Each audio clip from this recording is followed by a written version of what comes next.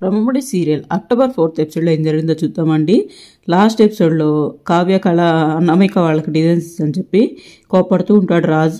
ఇంకా ఈరోజు ఎపిసోడ్లో ఏం జరగబోయే చూడబోయే ముందు మన ఛానల్ ఎవరైనా కొత్తగా వచ్చినట్లయితే ఛానల్ సబ్స్క్రైబ్ చేసుకోండి, వీడియోస్ లైక్ చేయడం మాత్రం అస్సలు మర్చిపోవద్దు. ఇప్పుడైతే ఎపిసోడ్లోకి వెళ్ళిపోదాం. ఈరోజు ఎపిసోడ్లో ఎక్స్పోలో సామంత్ గ్రూప్ అవార్డు రావడం కావ్య వల్లే అని తెలియడంతో రాజ్ కోపడతాడు. మీరు చూసింది ఏది నిజం కాదని కావ్య అంటుంది. ఏది నిజం కాదు? నువ్వు డిజైన్స్ వేసింది నిజం కాదా? నా ప్రత్యర్థికి డిజైన్స్ ఇచ్చింది నిజం కాదా?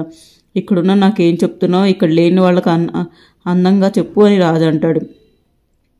ఆనందంగా చెప్పని రాజు అంటాడు. మా సంస్థకు ద్రోహం చేయాలని అనుకున్నావంటే, ఇంత నమ్మిన నా కుటుంబ సభ్యులను మర్చిపోయావంటే, ఇది నేను నీలో చూడని కొత్త కోణం. నీకు నా కుటుంబం మీద ఇంత పగుందని, ఇంత గొప్పగా రివెంజ్ తీర్చుకుంటావని అనుకోలేదని చప్పట్లు కొడతాడు రాజు. కాదు, అది నా వ్యక్తిత్వం కానే కాదు. మీరు నమ్మినా నమ్మకపోయినా నేను కళల్లో కూడా ఎవరికి ద్రోహం చేయాలనుకోలేదు. ఎందుకు నన్ను ప్రతి విషయంలో నా అపార్థం చేసుకుంటున్నారని కావ్య అంటుంది.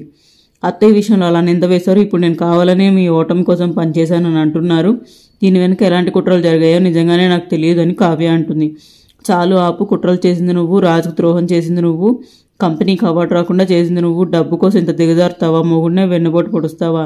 ఇన్నాళ్ళు నేను చెప్తే వినలేదు, ఇప్పుడు ఏమంటారు అని రుద్రాణి అంటుంది. ఇంకా ఎగేస్తూ ఉంటుంది.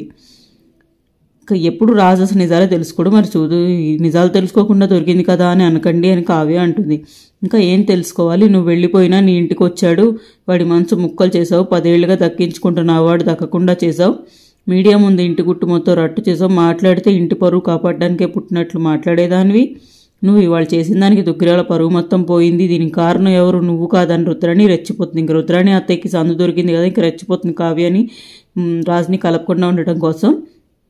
నీ బుద్ధని తెలియక మా వదిని ఇంకా ఇంటికి తీసుకురావాలనుకుంటుంది. ఈ విషయం తెలిస్తే చిదరించుకుంటుందని రుద్రాణి అంటుంది. ఆపండి రుద్రాణి గారు, అనామిక ఏం చేసిందో తెలుసా అని కావ్య అంటే, ఏం చేసింది? అనామిక నిన్ను చేరదీసింది, నిన్ను ఉసుకొల్పింది, నువ్వు మోసపోయావని రాజు అంటాడు. నేను మోసపోయిందే నిజం అని కావ్య అంటే, కాదని రాజు వారిస్తాడు. నన్ను మోసం చేసావు అన్నదే నిజం అని రాజు అంటాడు. ఎంత చెప్పినా వినట్లేదు రాజు. నన్ను మోసం చేసి అనామిక అని చెప్పినా కానీ నమ్మట్లేదు. ఇంకా నేను కోపానికి శత్రుత్వానికి కూడా తేడా తెలియని దాని కాదు, ఇంత దారుణంగా దెబ్బ కొట్టాలని కాదు, నన్ను మీరు ఎప్పుడు అర్థం చేసుకోరు అని కావ్య అంటుంది. అవసరమే లేదు. నిన్ను ఇంకా పూర్తిగా అర్థం చేసుకుంటే నేను ఏమైపోతానో అర్థం కావడం లేదు. నాకు అవార్డు పోయిందని బాధపడట్లేదు, అదంతా 4 రోజుల్లో సంపాదించుకోగలను. కానీ నువ్వు నా నమ్మకం మీద దెబ్బ కొట్టావు. ఇది జీవితంలో మర్చిపోలేని గుణపాఠం.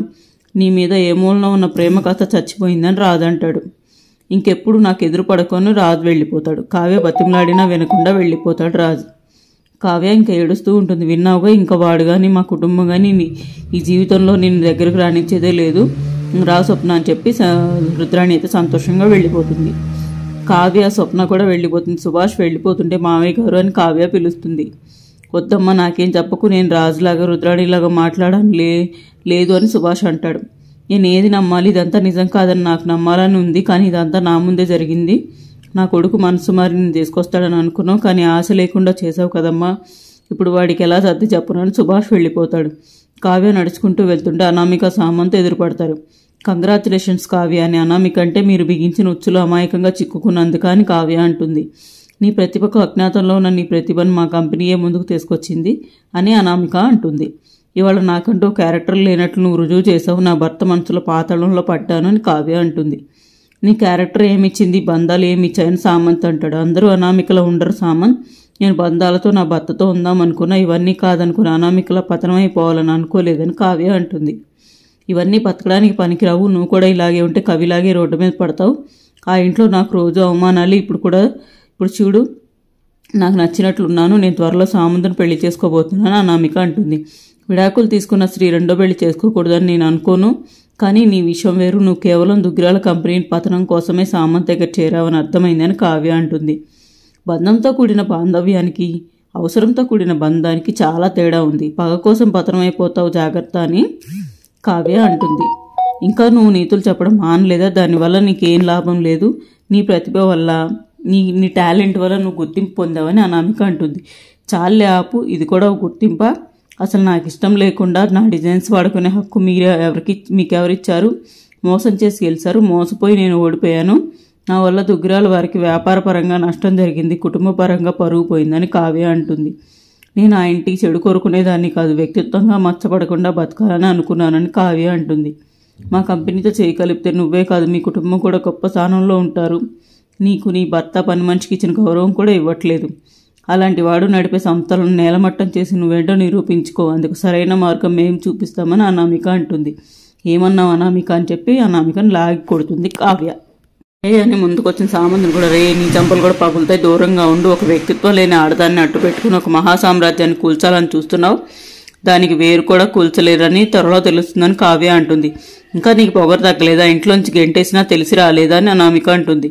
ఇంట్లోంచి గెంటేసింది నిన్ను, నేను నా అస్తిత్వం కోసం బయటకు వచ్చాను, ఆ తేడా నీకెలా తెలుస్తుంది అని కావ్య అంటుంది. ఈ నీతో సూత్రాలు పట్టుకుని వేలాడుతూ నీ చావు నువ్వు మాతో చేతులు కలపకపోయినా సరే నీ అత్తింటి నేలమట్టం చేస్తానని అనామిక అంటుంది. అలా చేస్తే నీకు అడుగడుగునా నేను అడ్డం ఉంటాను, జాగ్రత్త అని వార్నింగ్ ఇచ్చి వెళ్ళిపోతుంది అనామిక. ఇంకా ఆ తర్వాత ఇంటికి వెళ్ళిన రాజు ఇంటికైతే రాజు వస్తాడు. ఏంట్రా ఇదని అపర్ణ అంటే ఆ కళావతి నిజస్వరూపం అని రాజు అంటాడు.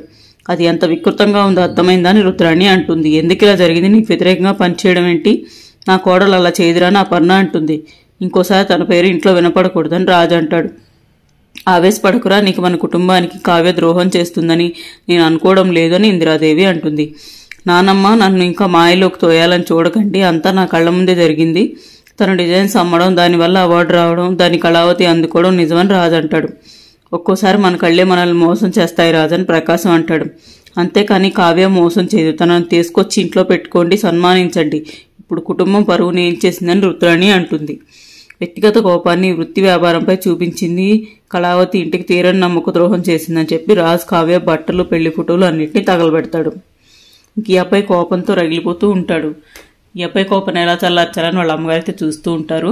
ఇంక ఈరోజు ఎపిసోడ్ ఇక్కడితో అయిపోయిందండి. ఎపిసోడ్ మీకు నచ్చినట్లయితే మన ఛానల్ సబ్స్క్రైబ్ చేసుకోండి.